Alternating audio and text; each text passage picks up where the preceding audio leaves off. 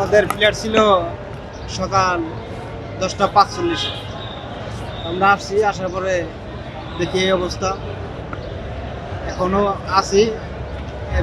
ট্রাভেলসে বলতেছে যে টিকিট দিব নতুন করে টিকিট দিব। পরবর্তী কিছুক্ষণের মধ্যে দেখতেছি 5:10 আমাদের নতুন করে আবার ফ্ল্যাট ছাড়ছে। এখনো বুকিং টুকিং দেয় নাই, ইনশাল্লাহ মনে হয় যাইতে পারবো আর কি। টিকিট পেয়েছেন? হ্যাঁ, টিকিট তো পাইছি। নতুন টিকিট?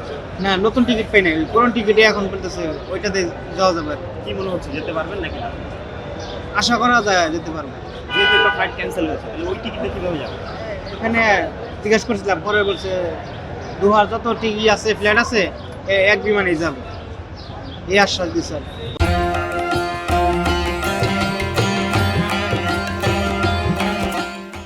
কেমন আর কি কঠিন অবস্থা, ভয় কাজ করতেছিল, সবে কাজ করতেছিল।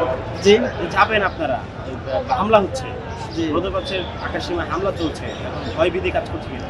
ভয় তো অবশ্যই আছে, আর এতগুলা টাকা খরচ করেছি, না যাওয়া তো উপায় নাই, যাইতে হবে। আসছি, ঘুম নাই, খানা নাই, রমজান মাস, এর ওইদের মধ্যে হ্যাঁ ফ্যামিলির চিন্তা, ওদিকে যাইতে পারতেছি না, অনেক টাকা খরচ হয়ে গেছে, না যাইও পারা যাবো না, যাইতে হবে। আজকেও যদি বাতিল হয় সেক্ষেত্রে এখন সেই ক্ষেত্রে এখন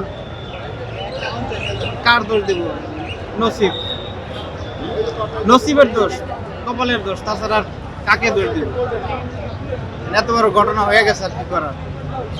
ট্রাভেলসেরও দোষ না, এবং বাংলাদেশেরও দোষ না, নসিব, আমাদের কপাল। কি করতেন, কোথা থেকে এসেছিলেন? আসছি আমাদের বাড়ি মানিকগঞ্জ।